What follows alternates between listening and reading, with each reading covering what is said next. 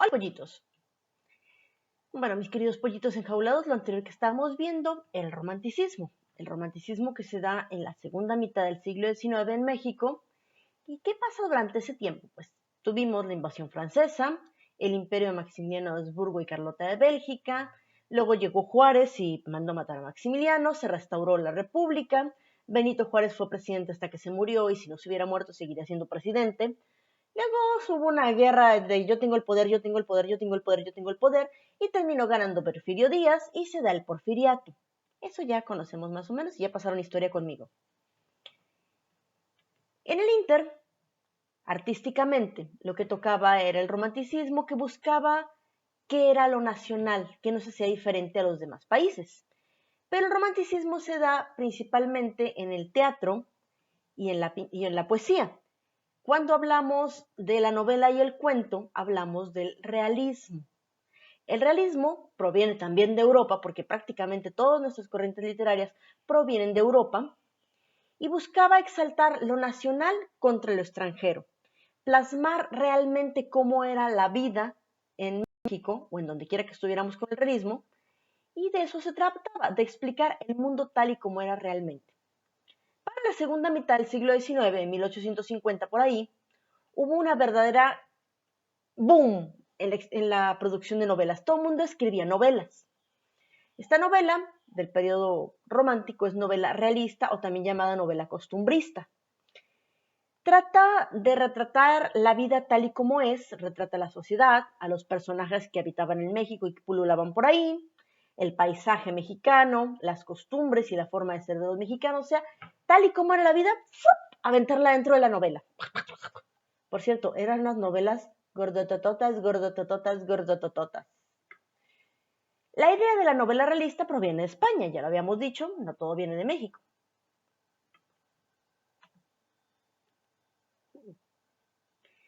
Esta novela busca principalmente tratar de explicarnos a nosotros mismos quiénes somos y también a los demás quiénes somos mexicanos.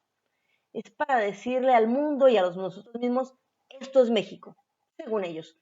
Muchas veces también crearon sus costumbres plasmadas en las novelas y la gente las tomó y las hizo realidad. El costumbrismo, realismo o naturalismo tiene esos tres nombres: costumbrismo, realismo y naturalismo. Pueden ser prácticamente lo mismo. Rompen con el romanticismo pese a que son parte del romanticismo.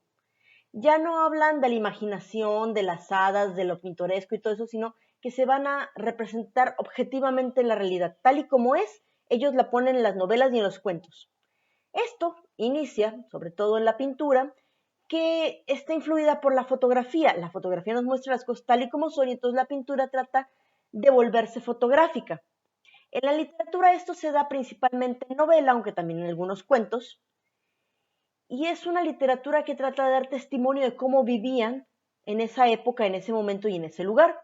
Busca que todo parezca real, la verosimilitud, que tenga similitud de verdad. Describe el mundo tal y como es día a día, lo cotidiano, las personas comunes. Ya no se trata de la gente nice, sino de la gente de clase media y baja, los pobres. Y el problema de la novela costumbrista es que abusa un poco mucho de la descripción. Algo así como que si le quitamos la descripción, les quitamos más de la tercera parte. Casi la mitad de lo que es la novela. Se da en ambientes regionales, muchas veces más en pueblos que en ciudades, refleja la manera de ser y la manera de hablar de las clases populares y tiene temas cercanos al lector, como pueden ser los problemas en el matrimonio, los problemas con los hijos, infidelidades, la defender los ideales, problemas del trabajo, eso que pasa todos los días, ¿qué le vamos a hacer?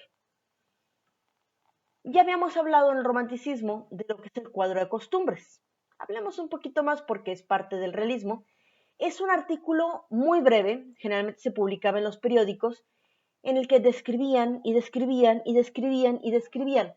Podían describir algún tipo de personaje, por ejemplo, a los panaderos, a los tenderos, a las lavanderas, o podían describir un momento, podrían describir las fiestas de la independencia, las fiestas del señor del rancho de Villa, las cabalgatas de Coquimatlán, o podían describir toda una clase social, por ejemplo, cómo vivían las personas pobres, cómo vivían las personas que trabajaban en la mina.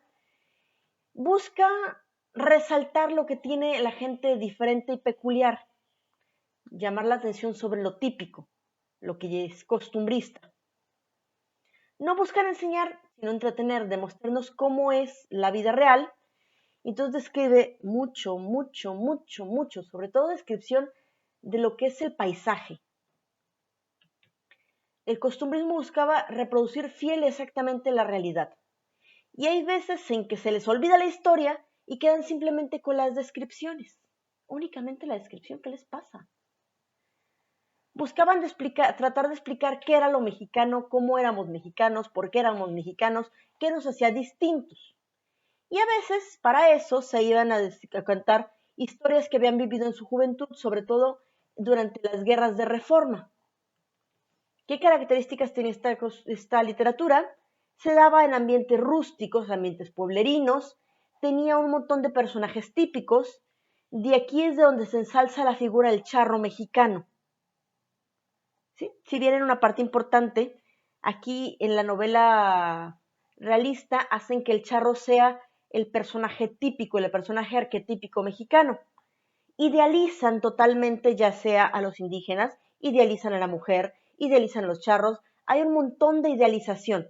O sea, en vez de ser las personas tal y como son, es una manera ideal de serlo. Sus novelas, sus cuentos tienen un lenguaje muy sencillo, muchas palabras locales y mexicanismos, a veces también incluso indigenismos.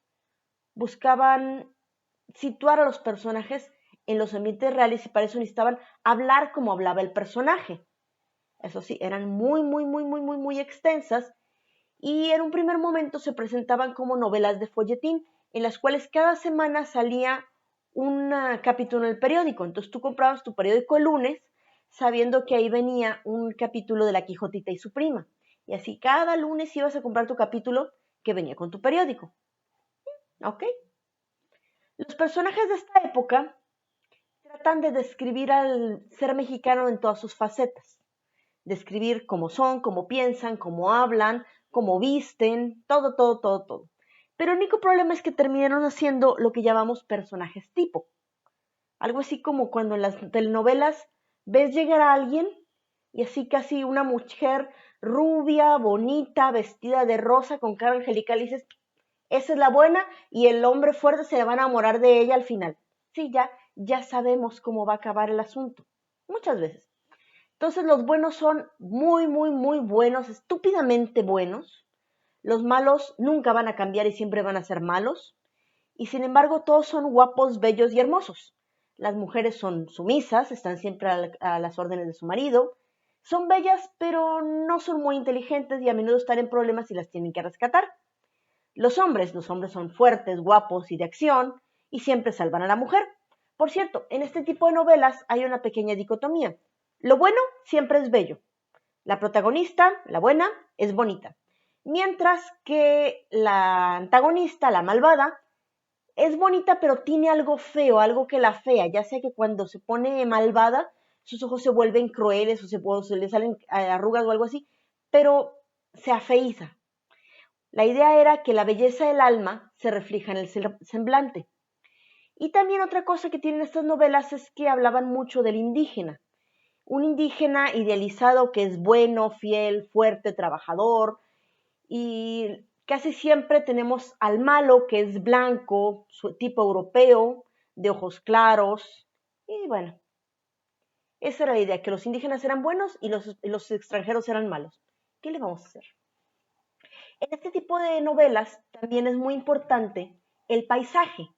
El cariño por la tierra se ve en las descripciones, sobre todo en lugares rurales, de la sierra, de los pueblos, porque decían que en el campo se encuentra el verdadero espíritu de México. Pensaban que las ciudades eran muy a la imitación de Europa y por lo tanto no eran bonitas. ¿Ok? Les recuerdo, queridos encantos, todo esto viene también en sus diapositivas, revisen sus diapositivas. Algunos de nuestros autores tenemos a Manuel Paino, que escribió El Fistol del Diablo, El Hombre de la Situación y Los Bandidos del Río Frío, a Vicente Riva Palacio, Martín Garatuza, Monja Casada, Virgen y Mártir, Calvario y Tabor y Cuentos del General, Ignacio Manuel Tavinano, que escribe Clemencia, El Zarco y Navidad en las Montañas. José López Portillo y Rojas, que no es el presidente, por cierto, escribe también varias novelas cortas, cuentos y cosas así. Tenemos también a Emilio Rabasa, que escribe La Bola, La Gran Ciencia y El Cuarto Poder, y a Federico Gamboa, que escribe Del Natural, Metamorfosis, y una de las últimas novelas de la época costumbrista, que es Santa, que si no estuviéramos en cuarentena estaría leyendo para hacer un ensayo. Sean felices, no lo tienen que hacer. Aunque, por cierto, Santa, pese al nombrecito, la protagonista se llama Santa. ¿Quién le pone Santa a sus hijas? Pero bueno.